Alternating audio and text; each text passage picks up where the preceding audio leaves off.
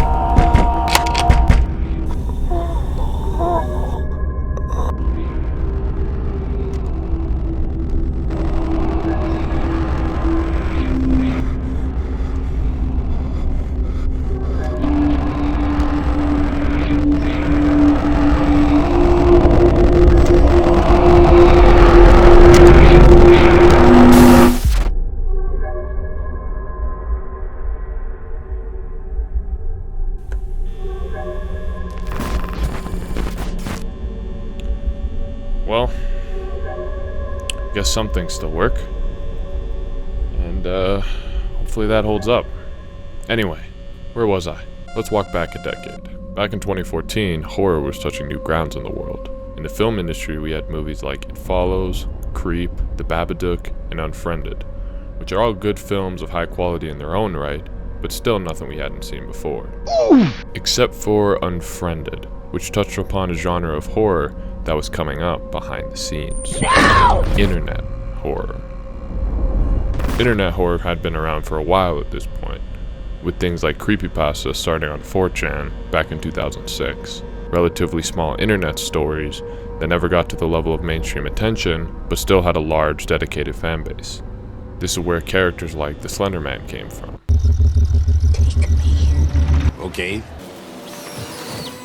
Why are you running? When this new genre of horror was emerging on the internet, the video game industry took notice, and many longtime indie classics were born in this era. The aforementioned Slender Man, Amnesia, and Cry of Fear are all examples of indie horror games of high quality and deep lore. But one game in particular that you may have heard of came out in August of 2014 that would change the world of horror forever. Five Nights at Freddy's.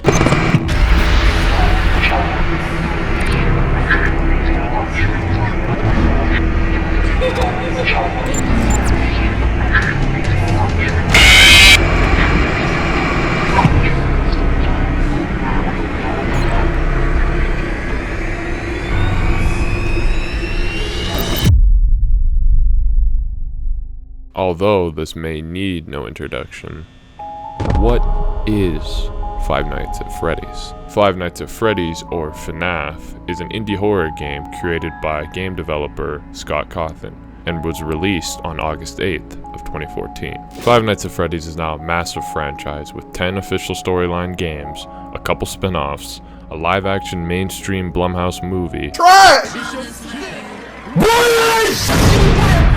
Are you okay? Right, I'll tell you what, you fat little cunt. No. 44 books, hundreds of fan games and online horror series, millions of pieces of merchandise, and a massive fan base. But it didn't start out this way. Before FNAF was worth over $1 billion, it was just a small game made by one guy. Scott Cawthon. Scott Cawthon was born in 1978 in Houston, Texas, and attended the Art Institute of Houston in 1996.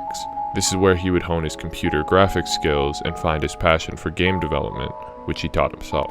Scott originally never made horror games and started his career by making Christian and adventure games. Some of these titles include The Pilgrim's Progress, a JRPG side-scroller set in biblical times, The Desolate Hope, a turn-based game with a post-apocalyptic mechanical punk aesthetic where unsettling humanoid machines are your adversaries, and Sit and Survive, which as the title reads, you sit and survive. He also had many other games over the years, and although these games were generally well received, they had little to no financial success. As Scott's hopes of developing games for a living began to dwindle, he released a small resource management game on Steam called Chipper & Sons Lumber Co., starring anthropomorphic beavers as the main characters. Although the game worked properly and was a simple family-friendly title, it faced harsh criticism. According to the critics, the characters in-game came across as creepy and unsettling, creating the uncanny valley when playing, stripping it of its family-friendly audience. With nothing left to lose, Scott saw an opportunity and put all his eggs in one basket. When you actually look back at his previous games, you can see small elements within them that would eventually become now iconic attributes of FNAF. The mechanical characters and environments of A Desolate Hope would help him design the office and cameras of the game, as well as some of the characters' elements. His game Sit and Survive is a brief way to summarize how FNAF is played, and the anthropomorphic animals of Chippers would inspire the designs of the now famous animatronic.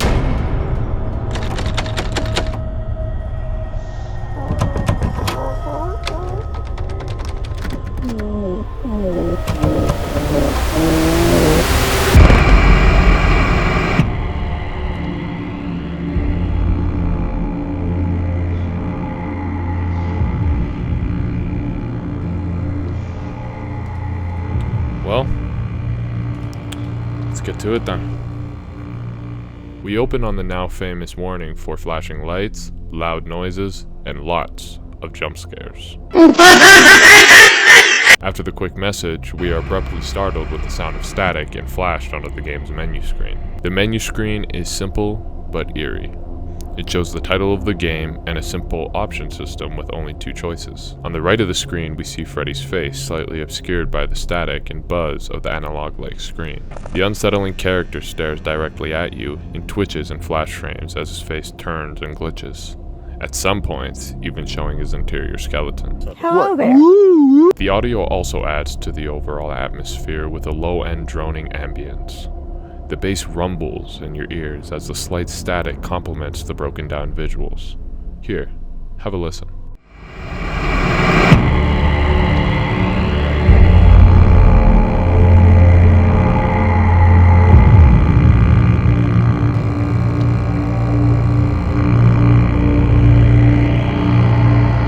All of the elements shown on this one screen perfectly encapsulates the atmosphere and horror of this game, but still only hints at what's to come. An abrupt distorted sound startling you into the menu, followed by a dimly lit face of a character twitching and staring directly at you. Such a simple layout, leaving only your imagination to find out what's next. As we hit new game, we're brought to a still cutscene of a newspaper clipping. In a very clever and creative format, this newspaper actually acts as the game's hidden tutorial. It reads, "Help wanted, Freddy Fazbear's Pizza," showing us where the game takes place. Family Pizzeria, looking for security guard to work the night shift, from 12 to 6 a.m., telling us how long we'll be working. Monitor cameras ensure safety of equipment and animatronic characters, telling us some of the actions we can take in the game. It ends with a warning, not responsible for injury or dismemberment. Yeah, not your average Chuck E. Cheese. Give me the mic, yo. I know you hear me. With just a simple menu screen and still cutscene, we know just enough to get us into the experience. Although with very limited resources, Scott really shows us here that he was always very objective with his game design. The screen then fades to black, but is interrupted by a glitch reading 12 a.m. First night. The text fades to black, and we are abruptly greeted with the office for the first time. Notice how even the more simple parts of the game, like the menu and level startup, start very abruptly with a distinct sound and visual. It's almost like even the calm parts of the game are still trying to catch you off guard. The office is dark and claustrophobic, with its only source of light being a small lamp on the ceiling. The room is also very cluttered and visually noisy. The scuffed walls are covered in wires, cobwebs, and creepy kids' drawings, with a poster of our stage trio, Freddy, Chica, and Bonnie, directly in front of us. You can also click on Freddy's nose to make this sound effect, which later would become the series' most iconic Easter egg. You a bitch. On the desk there are some balls of paper, a series of monitors, Satan's cupcake, and the infamous fan, which for some reason would become a meme within the fanbase. Going back to the cupcake, although only a bit unsettling when you actually notice it, my theory is why it's placed here and so poorly lit is to give you that sense of when you know you're being watched, but just don't know where, adding a layer of anxiety. Your vision is very limited, only being able to move the camera within a 30-degree angle. On your left and right are two industrial-sized heavy doors that you can open and close. The doors also come with a light bought from Wish, which can just barely illuminate the dark hallways that lead to the rest of the pizzeria. The void that you feel on screen when looking down these dark hallways leaves you in anticipation of what may be lurking in the darkness. When starting up the level, another thing you'll notice is the sound design and ambience. The buzz of the office is piercing and mind-numbing if you focus on it too hard, and the ambience is subtle yet haunting if you listen to its droning sounds.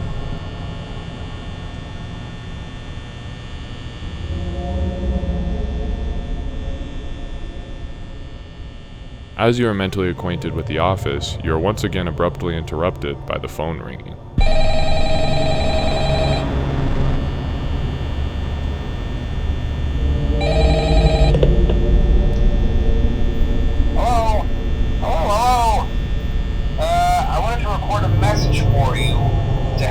Settled in on your first night. I actually worked in that office before you. I'm finishing up my last week now, as a matter of fact, so I know it can be a bit overwhelming, but I'm here to tell you there's nothing to worry about. You'll be fine. He reads out a message from corporate, which has a very happy and almost Disney-like slogan. Let's see. First, there's an introductory greeting from the company that I'm supposed to read. It's kind of a legal thing, you know.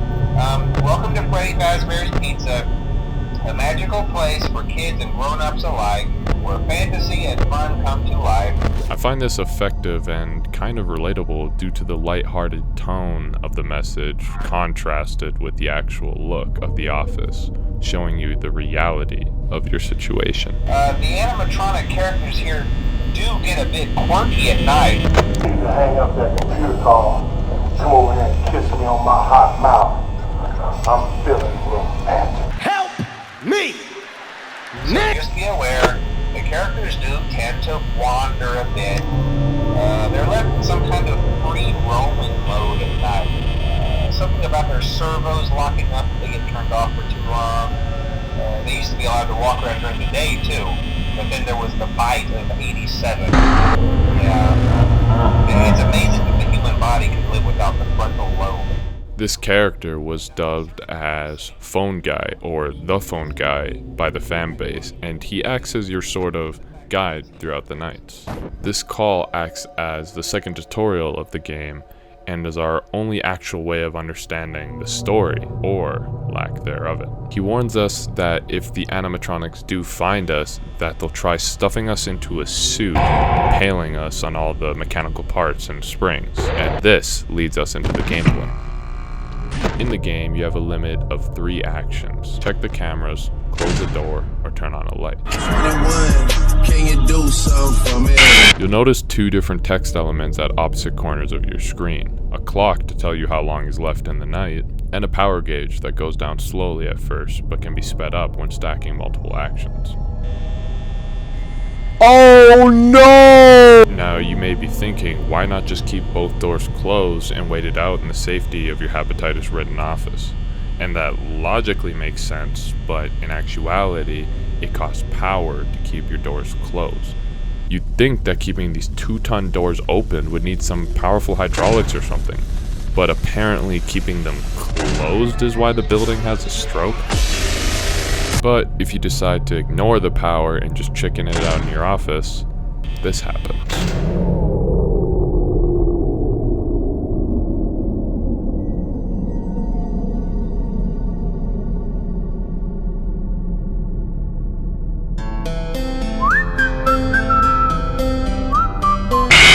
Die in the game, you're shown a game over screen of what happens to your body after the animatronics are done with you. Yeah, those are human eyes.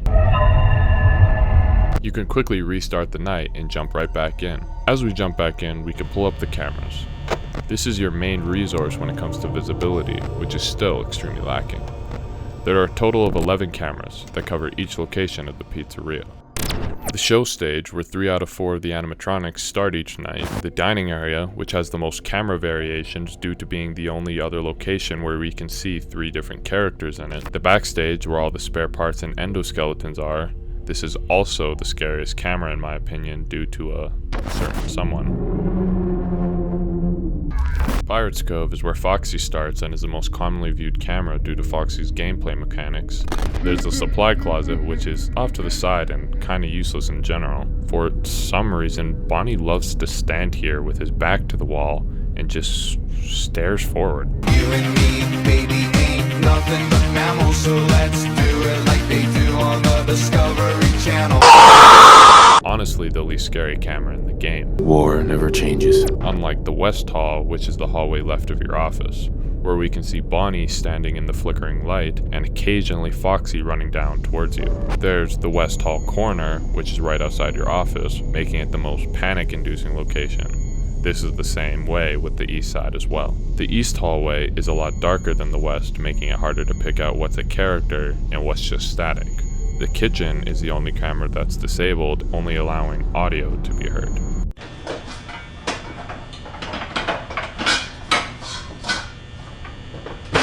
What the hell's going on in there? Come here, all of you, come here! Come here! All of you! Look, it's not about all! And the bathrooms, which are once again off to the side and doesn't really have a practical purpose, other than making a whole fan base think Freddy is a girl. Although the cameras have very little visibility and use up a lot of power, they still hold a crucial part to keeping you alive and aware in the game. For the rest of Night 1, it's pretty straightforward. If you don't check the cameras, Foxy will come and kill you.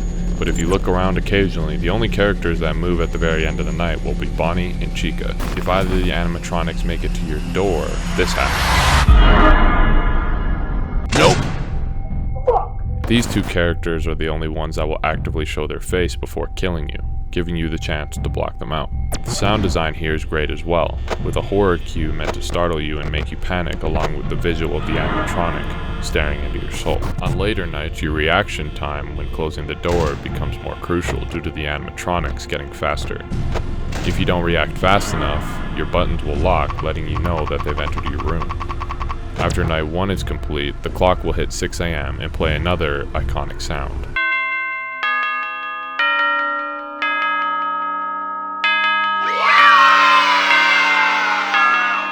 After that, we jump right into Night 2. During the night, Phone Guy warns us that the animatronics will become more aggressive throughout the week, and also introduces us to Foxy and Freddy. He explains that we need to check on Foxy occasionally to keep him from running into the office. He also will explain that Freddy will move off the stage, but only on occasion, and likes to lurk in the darkness. Other than that, Night 2 is quite simple. Check your cameras, monitor your power, close the door, and don't die.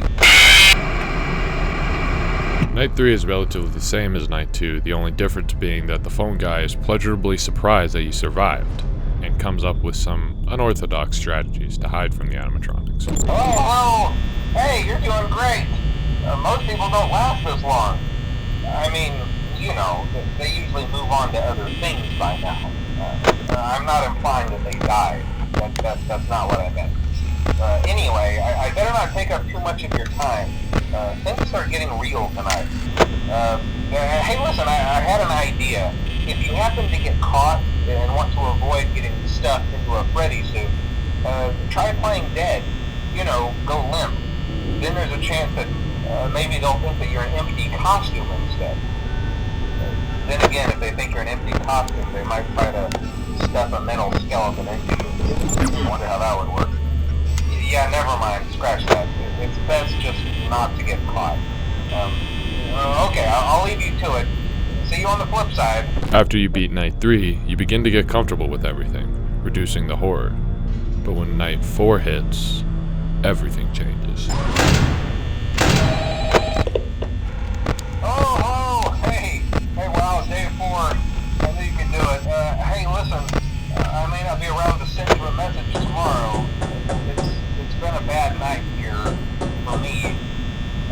I'm kind of glad that I recorded my messages for you when I did.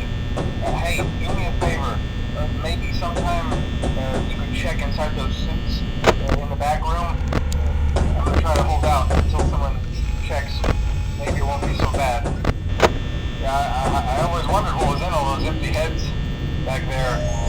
You know. Oh no. In this phone call, not only do we find out that phone guy is dead, we find out that these weren't actually calls we were getting, but pre-recorded messages. This revelation makes us feel even more isolated and hopeless, knowing that the only human connection we had Man, I'm dead. wasn't even a living person.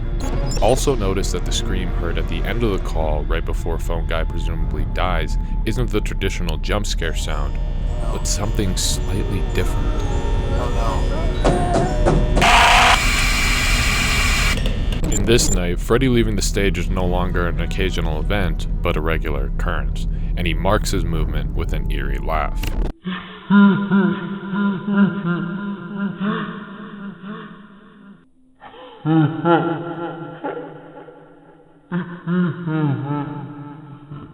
After beating Night 4, we begin the final regular night, Night 5. This night is obviously the hardest one so far, with all 4 animatronics acting extremely aggressive and sporadic. As the night begins, though, the phone rings again. But this time, it's from something else.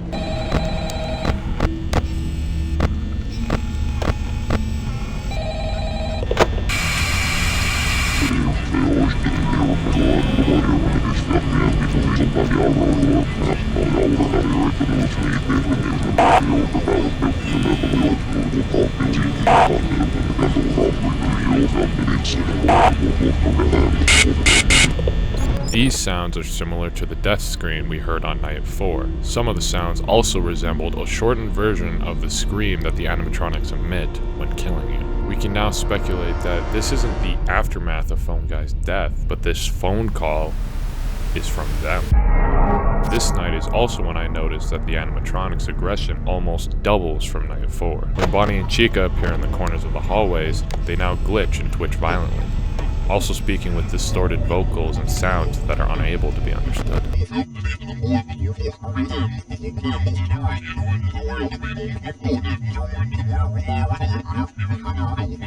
These distorted vocals are the same ones heard on the phone call at the beginning of the night, confirming that it's them. This also marks when certain camera screens more often show the animatronics acting more demonic and possessed, rather than uncanny and creepy. This shows us that they may be more sentient than we think, and these details in the night also tell us that there's more going on with these animatronics and this place than we realized. After you barely get past Night 5, you're greeted with the game's regular ending, showing your check for the week being a grand total of $120. Laughably, this would make your hourly $4 an hour.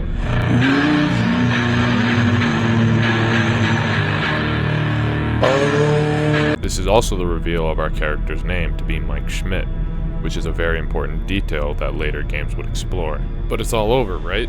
We got through the 5 nights, we got our check. It's done. Right?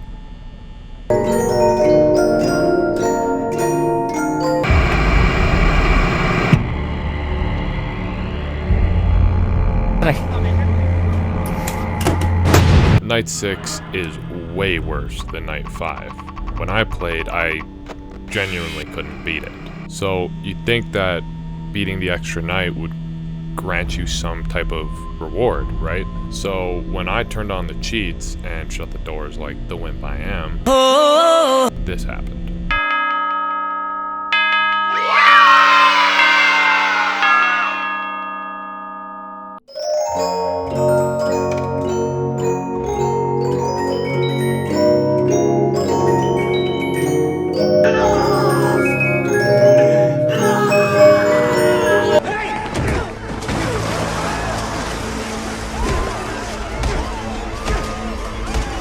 After beating Night 6, when brought back to the menu screen, a new custom night will be added. In the custom night menu, you're able to set each of the animatronics' difficulty from a scale of 0 to 20 on how aggressive they'll be. Now, most normal people would just pick their favorite character and turn the rest off. But you know how the video game community works. They always like a challenge. So the psychos of the world decided to max out all the characters' difficulty and called it the True Night 7. 420 mode.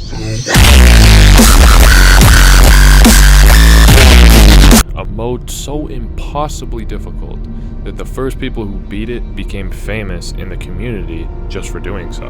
After you beat the mode, you're given the ultimate award, corporate negligence.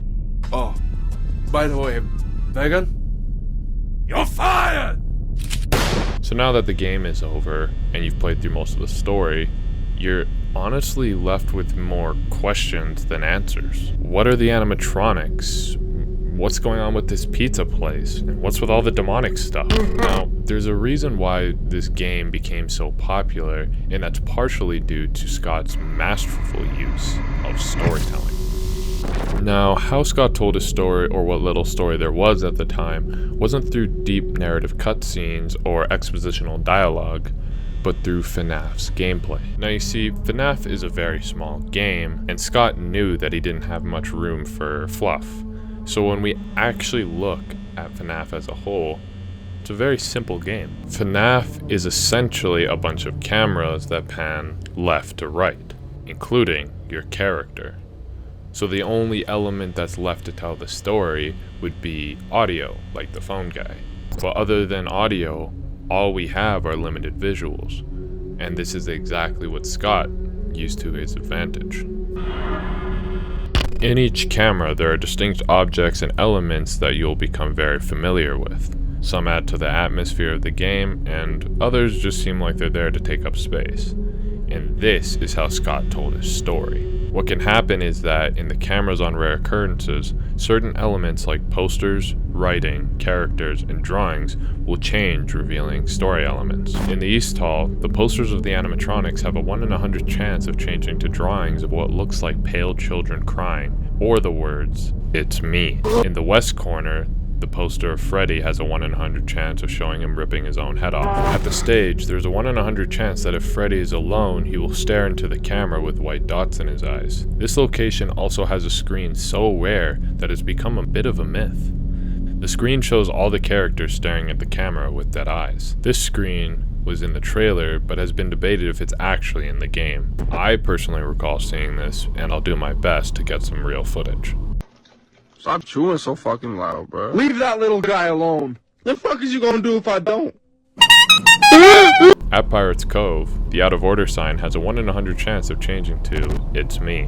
In the backstage, there's 2 rare screens that have a 1 in 100 chance of either showing all the heads and the endoskeleton staring into the camera, or Bonnie getting his .5 camera face on. There's also a 1 in 1,000 chance of Bonnie's face appearing with blacked out eyes when going back to the loading screen after dying. While playing at any time, there's a 1 in 1,000 chance every second that the words "It's me" and the face of Bonnie and the scariest damn piece of imagery these games have ever produced can pop up on screen. But the most important random event occurs in the East Hall corner, where the rules posters can change into newspapers. These newspapers have 4 variations that have an order to them if you read them with context. The first reads, "Kids vanish at local pizzeria. Bodies not found."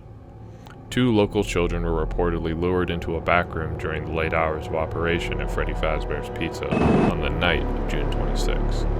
While video surveillance identified the man responsible and led to his capture the following morning, the children themselves were never found and are presumed dead.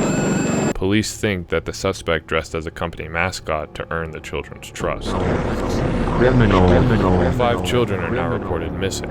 Suspect convicted. 5 children are now linked to the incident at Freddy Fazbear's Pizza, where a man dressed as a cartoon mascot lured them into a back room. While the suspect has been charged, the bodies themselves were never found. Freddy Fazbear's Pizza has been fighting an uphill battle ever since to convince families to return to the pizzeria. Local pizzeria threatened with shutdown over sanitation. Local pizzeria, Freddy Fazbear's Pizza, has been threatened again with shutdown by the health department over reports of a foul odor coming from the much-loved animal mascots. Police were contacted when parents reportedly noticed what appeared to be blood and mucus around the eyes and mouth of the mascots. One parent likened them to reanimated carcasses. The last reads, local pizzeria set to close by year's end.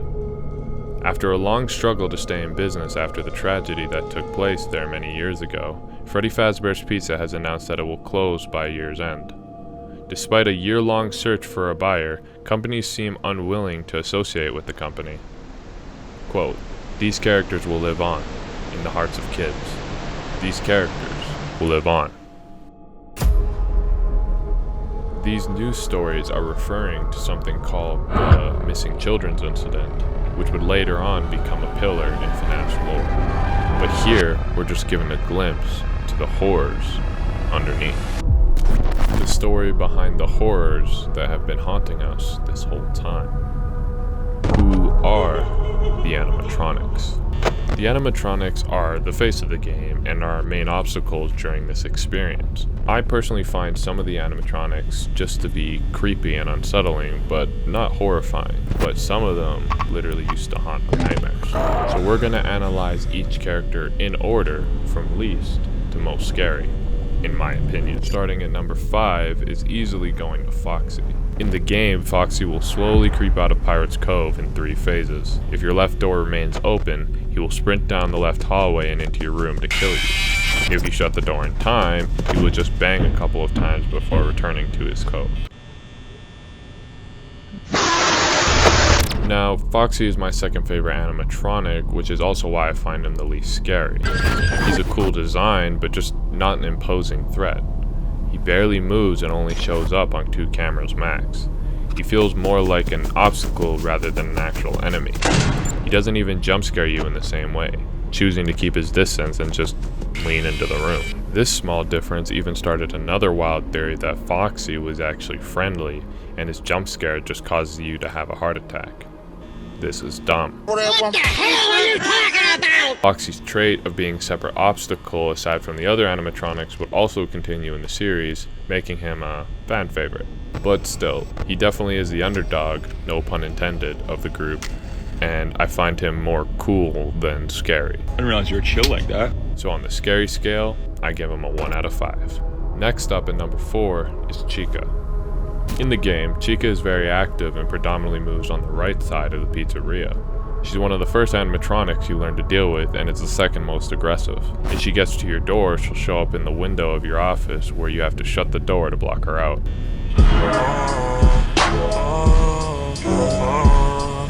I think it's how the game chooses to present her that makes her a little less scary for me.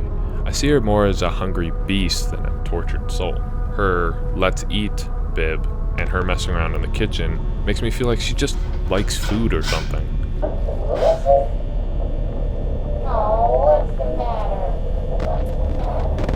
And doing this Instagram pose in the cameras doesn't help either. So on an overall scary scale, I give her a 3 out of 5. Still scary, and I wouldn't want her looking after my kids, but just not nightmare fuel.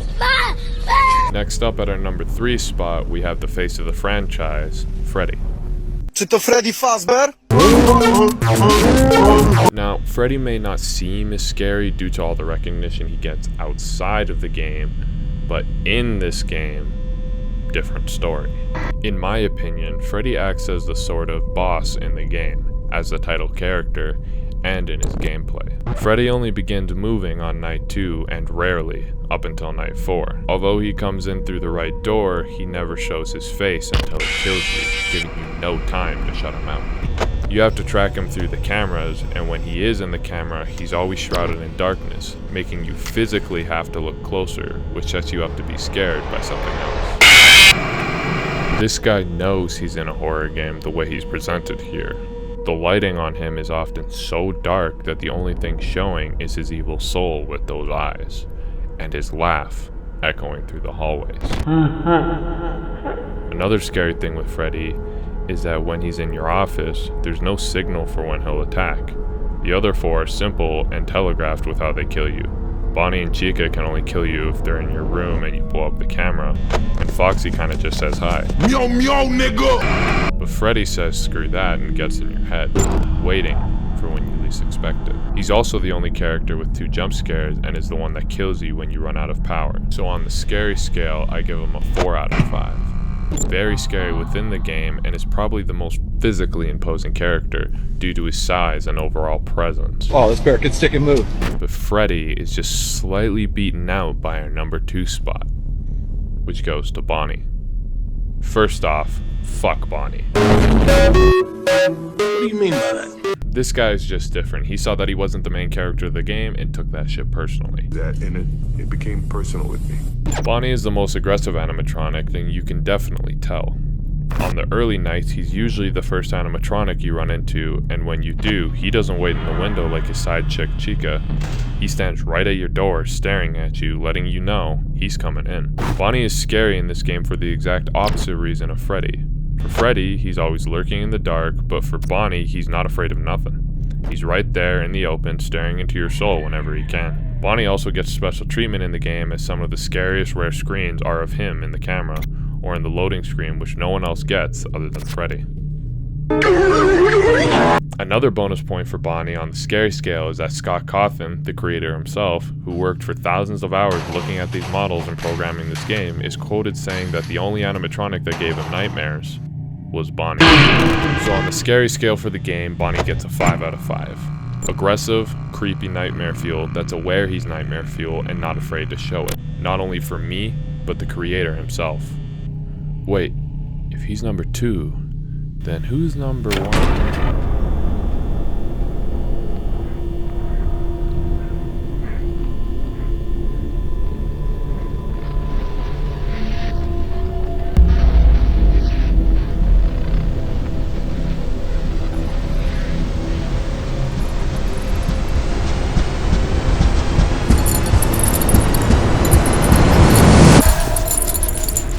Oh, it's just you. Oh, hi. Was that you making all that noise?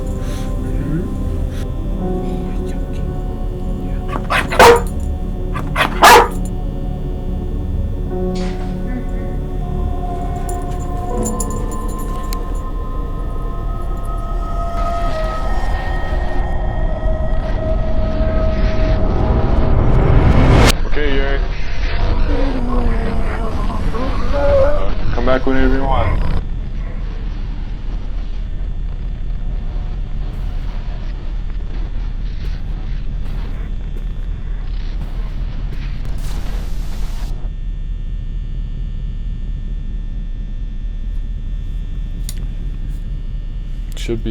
Should be all right. Seems like it was just a false alarm, so let's get to it then. There's one animatronic I forgot to mention. In the west hall corner, there's a poster of Freddy that I mentioned before. When viewing this camera, there's a 1 in 32,668 chance that this face will appear on the poster. If it does appear, the game will begin to glitch out, and the aforementioned hallucinations will appear. Alongside the glitching, a child's laugh can be heard, and when the camera is pulled down, there's something in your office.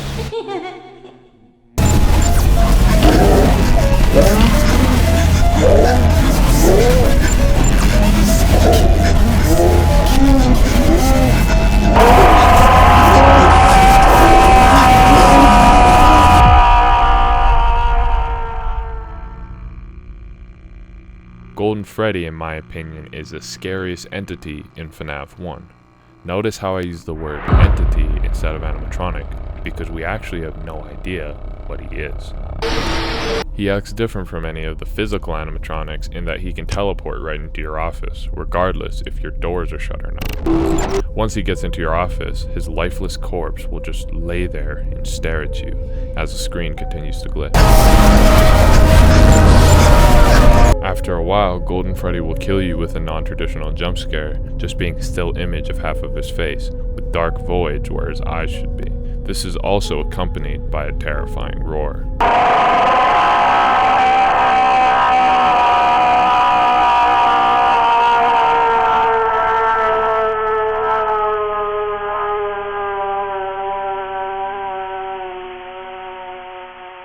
When Golden Freddy kills you, it doesn't send you to the home screen, but actually crashes your game entirely. I want you to imagine being one of the first people to discover this character. You're playing a relatively unknown game, it's dark, and it's already scary as it is, when suddenly, this phantom appears on a poster and then in your office, killing you, and crashing you to your desktop. You probably wouldn't think this was part of the game. You'd probably think that your game was actually haunted. The only hint we get at Golden Freddy's identity is if you remember back to the first night with Phone Guy, when he mentions the bite of 87. There was the bite of 87. And if you go into the custom night menu and change the difficulties to 1987, you summon Golden Freddy. I see him as a similar entity to someone like Herobrine from Minecraft, a darker and slightly twisted clone of the main character, so rare and mysterious that he'd become a myth. This is why I think Golden Freddy is the most horrifying character in the game. You don't even know if he's part of the game or reality. So on a scary scale, he breaks it, just like he does with the game, at a 6 out of 5.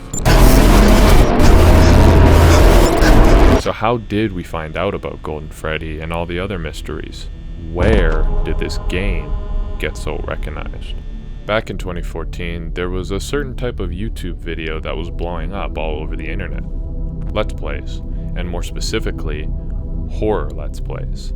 Let's Play videos are pretty self-explanatory. A YouTuber plays a game and records themselves reacting to it for the first time. I feel like Let's Plays is similar to streaming in why it's such a massive hit. Authenticity. When watching someone play a horror game for the first time, mostly unscripted, being able to experience the fears with the person playing together is a great way to experience these games. I remember becoming a fan of so many IPs that I've never played before due to this exact reason. I watched other people experience it and got into the community that way. Five Nights at Freddy's and this style of entertainment went together like PB&J. The atmosphere, the characters, and the jump scares really made the whole new type of YouTube style of video. And when the right creator revealed the untapped potential of a FNAF community on the internet, a classic was born. Hello everybody, my name is Markiplier and welcome to Five Nights at Freddy's, an indie horror game that you guys suggested en masse, and I saw that Yamimash played it and he said it was really good. This video is one of the things that helped FNAF go from a niche horror game to a massive franchise. Markiplier himself also grew substantially after this one video and inspired many other creators that would also make videos about FNAF that would elevate their channels. It's not clickbait. On March 9th, I will be hosting my last Theory episode, at which point I will be handing off the channels to someone else. Quick side note here, not even in the script, this just happened a week ago when I'm recording this, but shout out to Game Theory and Matt Pat for retiring from YouTube at such a big height in his channel. Everyone knows Game Theory, and I just think it was a huge part of FNAF, and it was a huge part of me growing up on YouTube, so shout out to him, and respect, brother. These very unique factors are the reason why FNAF blew up so fast and is still going to this day. It's the perfect game to release to the internet and build a community on solving its story, gameplay, and characters, and Scott barely had to lift a finger. You may be asking, why did this game grow on the internet above all others? Aren't there thousands of games and thousands of videos on those games? that get released every day? And yes, and that's why when this game came out is so important. If Five Nights at Freddy's came out nowadays, I personally don't think it would have blown up as much as it did. Nowadays, there's so much information out there that the focus is now more on curation and organization rather than the biggest topic. But this game didn't come out in today's video game industry. Actually, the contrary. Although only being 10 years old at the recording of this video, FNAF helped pave the way for horror like no other game before it. It showed an industry back then that anyone could make something creative and well made and make the big leagues. This spawned many other games that use FNAF's templates to varying success. Hello Neighbor, Choo Choo Charles, and its most successful clone, Poppy Playtime. The time this game came out was also very significant for me personally as well. Let me tell you a story. Back at the time this game was out, I was at the mature age of 11 and was not the biggest fan of horror back in my youth. Chucky, the Mothman, and Coraline were at the tops of my nightmare fuel list. So, when I went over to a family friend's house to check out his new games, I wasn't prepared for what was to come.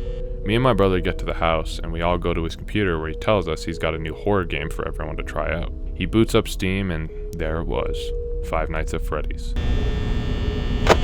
Oh, nigga! Ah!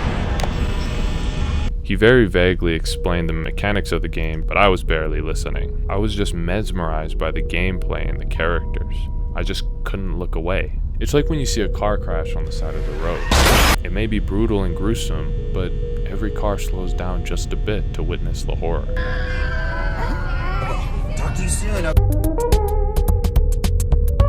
I guess it makes us feel alive and vulnerable, which is what I felt with this game. I knew that at any time my friend could be jump scared and I would be scarred by the shock, but I just couldn't look away. And just as I started to relax and analyze the game and its mechanics, Bonnie was the first to get me. Even though I wasn't playing, the rush of adrenaline, my heart skipping that beat was unlike anything I'd felt before. Still in shock by the scare, but wanting to go again. I was so intrigued by this feeling that I decided to step up to the plate. Calm the fuck down. I gotta get a pump. Yeah, take a moment. That's it. That's good. So there I was, 11-year-old me, sitting in the chair. I remember that when Bonnie killed my friend, he pulled up the camera first, which killed him. So I asked if Foxy came out on night 1, and my friend shook his head. I had a strategy. Only check the cameras in the hallway corners if absolutely necessary, and block out Bonnie and Chica. I was so scared of getting jump scared that I only pulled up the camera with both doors shut, knowing I was safe. So I played through the night and got to 4 a.m. My heart was racing and my focus was sharp, listening to every sound, checking both doors every time I heard anything. I was feeling confident when suddenly my heart stopped. But wait, didn't you just say you found Foxy the least scary? And the short answer is yes, and I still felt that way back then. Why this particular moment got me so bad wasn't because I saw Foxy as a threat and he killed me, it was because I didn't. When I asked my friend if Foxy was a threat at the start of the night, he reassured me he wasn't, allowing myself to be vulnerable to something I wasn't expecting. I left the chair and watched my older brother and friend play for the rest of the night, not daring to lift a finger. It took the childhood innocent character turned evil from Chucky, the monstrous animal-like creature from the Mothman, and the gruesome mental visuals of artificial replacement of eyes and other body parts from Coraline, mixed it together and created my kryptonite. As it got later into the night, my friend got up to night 5 and was getting pretty close to beating it. We were all yelling and commentating as if all 3 of us were playing the game. We lost Bonnie on the cameras and were all freaking out, preparing for him to kill us. When my friend checked the West Hall corner, we saw the poster. We didn't think much about it until we heard the laugh. My friend dropped the camera, and there he was, Golden Freddy. Now, if you think that the previous scares blew my 11-year-old mind, seeing Golden Freddy at this time was like sending me into orbit, crashing me back down to Earth, and shooting a gamma ray burst through it. My friend turned off the game so fast we didn't even get to the jump scare part. We all froze for a second in shock at what just happened. I asked my friend if that was normal, but by his reaction, I already knew the answer. It was getting late, so it was time for me and my brother to go home. At this point, I'm tripping. I'm looking out car windows, looking in my house windows, just waiting to see Golden Freddy watching me. Side note, I grew up with a lot of Catholicism and Buddhism in my life, so spirits weren't up for debate. For me, they were very much a reality. I wasn't old enough to interpret religion and my personal view on it just yet. We get home and we go to our room. Back then, me and my brother shared a room with a bunk bed, and when I laid down, I was shitting myself. My brother did his best to comfort me, but it was no use. Golden Freddy was on my mind. So my head is under the blankets and I'm finally starting to relax because my brother was watching a game show on his phone on the top bunk. So I just focused on that. As I started to drift off, I heard a sound.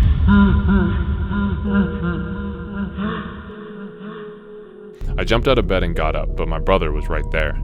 He was apologizing because the episode of his video was Halloween themed and they used a similar stock laugh as the intro. I slowly lay back down and fell asleep. I'm pretty sure I had a nightmare about Bonnie picking me up and biting off my head or something, but never in my life did something scare me so bad. Even when gathering gameplay for this video, that instinctive childhood fear was still dormant. I felt it. So the question we're now left with is, why is this game so scary? Five Nights at Freddy's may not haunt me like it used to, but I still get nervous when I play it. This is because Five Nights at Freddy's demands one thing from everyone who plays the game: focus. This unique effect is why the game is so effective. It doesn't allow room for anything else but your complete attention, and once it has that, you're stuck. I compare playing this game like being locked in a magician's box. In this box, there are holes in it. You are chained to the ground with only one hand free. Each hole will slowly let in water at seemingly random occurrences, and you only have one hand to stop the flow. If more than one hole is pouring water into the box, you must choose which one is more urgent, and if you panic and don't choose correctly, you drown. The only way to escape this box is to figure out the pattern of the water so that when the box inevitably fills up, you have enough air to breathe. Notice how I use the word inevitable. When playing this game, you will get scared and you will have to deal with the enemies. When watching a horror movie, when the monster pops out, you may jump and get scared, but after that, you can just continue watching. But when playing a game, when the monster pops out, there's no more watching. You have to deal with the problem. In the magician's box analogy, the box and chains obviously represent the office, but even more so, they represent the game's atmosphere. Cold, metallic, and claustrophobic. Your one free hand represents the limited control you have over your own fate, and the water represents this game's most important aspect: anxiety. Or more accurately, layers of anxiety. Let me explain. Now, the first layer that FNAF puts onto you is in its sound design. Now, I've done sound design for some films, and for a couple of years I used to make music back when I was in high school. So I'm usually very distracted when listening to sound because I pay attention to it so much. FNAF uses this trait by having its sound design go from 0 to 100. Let me show you. So here we are using FL Studio and we're going to analyze some of FNAF's sound design. This tool is called an equalizer, or EQ for short. Let's see what we notice when we play FNAF's standard ambience.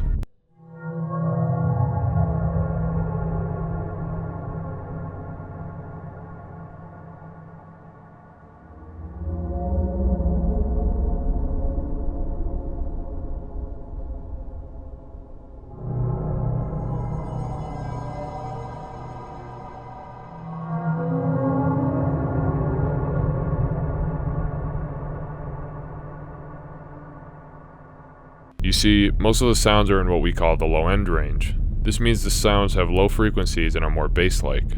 Now watch what happens when we play one of the sound effects from FNAF.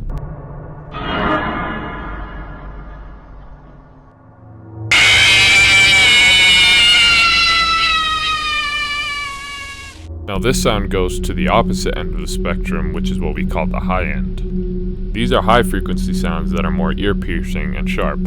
This is how FNAF scares you with its sound design. For most of the time, the game keeps the audio in the low end, which is relatively more calm and quiet, but when the game wants to startle you, it plays a distinct high-end noise that breaks this comfortability.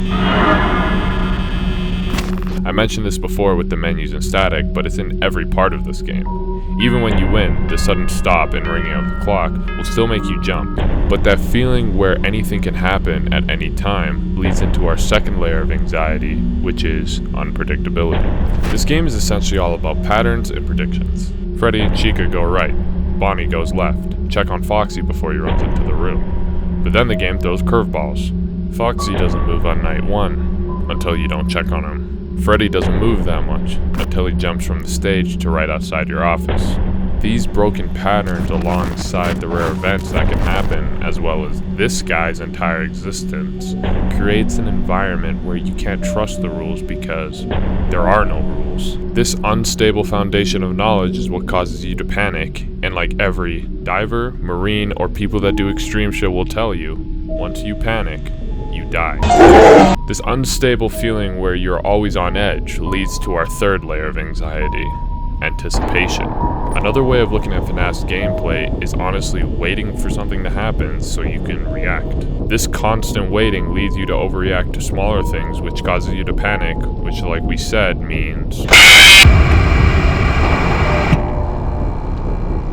When you're constantly anticipating something, it leaves you with a void of knowledge on what's to come next, or what's even coming in the first place. Hey guys, today we're going to be doing a video f***ing Freddy Fazbear for $1 billion. That void of knowledge leads into our final, deepest layer of anxiety and humanity's biggest weakness, fear of the unknown, or what I like to call it,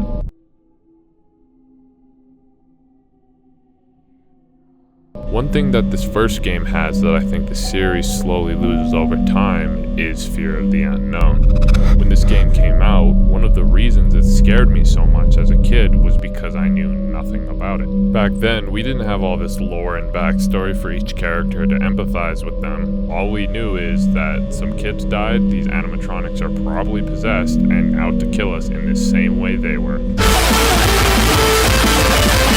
The void of this game doesn't just come from its lore, but also its visuals. When looking into the office, notice the angle that the camera uses when looking into the darkness of one of the hallways. When you turn the camera towards one hallway, notice how the other leaves the frame, leaving a void in your visual information. Even this small visual absence adds tension because when you turn the camera back, you don't know what will be waiting for you. Something that I've only lightly touched upon with the animatronics that, in my opinion, is their scariest trait, is their eyes. They say that the eyes are the window to the soul, and I fully believe that. When you make eye contact with someone, I believe there is some type of exchange there. There definitely is something that we've all felt. The way the game uses eyes to make you feel uneasy abuses this ability. Almost every time you see an active animatronic, they're staring at you or into the camera. And since this game is in first-person perspective, it means they're staring into your eyes. When you make eye contact with them, it gives you a sense that there's something there, but you just don't know what. Let's take a look at what, in my opinion, is the scariest imagery the series has ever produced. Now, this is one of the aforementioned hallucinations that you see at random, which is why I think it's so effective.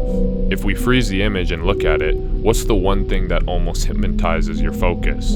The eyes. Now, you may notice that these eyes are different from Freddy's regular eyes in-game. This is because these aren't mechanical animatronic eyes. These eyes are human. Now, I don't know where Scott modeled these eyes from, probably Ted Bundy or Jeffrey Dahmer. We're gonna hang out, watch a movie, take some pictures. But making these eyes human makes them attached to you when you see them, especially when they only flash on screen for a second. It grabs your attention, then pulls away, breaking your focus. This visual attachment is showing you that what you're looking at has a soul, but isn't human. The uncanny valley.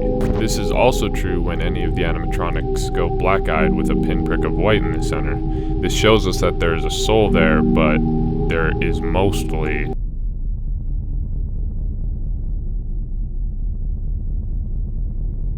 This game does something to you psychologically that I've never seen in any piece of media. It's how it drowns you and crowds your mind with all this noise and layers, but at the end of the day, it's all in your head. All this anxiety and fears and unknowns twirling around in your head. The doors, the power, the sudden noises, checking on Foxy, looking for Freddy, blocking out Bonnie, the random events, and waiting for the clock. All of these elements blending into each other and bouncing around in your head until you reach a plateau of fear and anxiety, and how the game sent you off this peak with How have we gone this whole time talking about Five Nights at Freddy's without talking about its most iconic gameplay mechanic, the jump scares? Now, I personally think that jump scares can be effective, but most of the time I feel like they're overused, especially in movies. But this game does them in a different way. Instead of the music building as the character gets closer to the darkness, and when all seems to be clear, something jumps out at you and scares the audience. This game drowns you in so much fear and anxiety that when you just can't take it anymore, it throws another one of our natural fears at us. A loud noise matched with a startling image. Something I've noticed with people I know that haven't played this game is that they say FNAF isn't scary and is just overhyped. And for them, that's fair. But when I said to those same people, alright, let's sit you down in a dark room with headphones on, leave you alone to play with no tips, tricks, or advice, they all unsurprisingly decline. FNAF is scariest when you play it, not when you watch or talk about it. It's when you're sitting in that office, in the dark, playing it at the mercy of something you don't understand. FNAF has this aura of fear and evil that is hard to describe, but easily felt. When looking at the feeling something gives you when experiencing it, it usually comes from the intention of its creator. So that still begs the last question. Why was this made? When I mentioned that Scott was losing faith before he made FNAF, I wasn't just talking about his life as a game developer, but his life in general. Scott had made so many games that he put his heart and soul into, and despite that, they still had little to no success. With the stress of being a father, a husband, and providing for his family, he saw his only source of value in the world dwindling away. After the backlash of Chippers, Scott fell into a depression so deep that he even disclosed being suicidal to his doctor. Shortly after, his life insurance was canceled due to the company catching wind of Scott's state of mind. He's quoted by saying, "Either God doesn't exist, or he hates me. Now even my death has no value."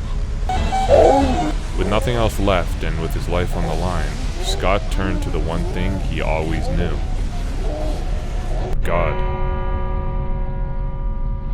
Although he felt like his faith in God was working against him, he still prayed to him before giving up. And in his prayer, he said one simple phrase: "Use me."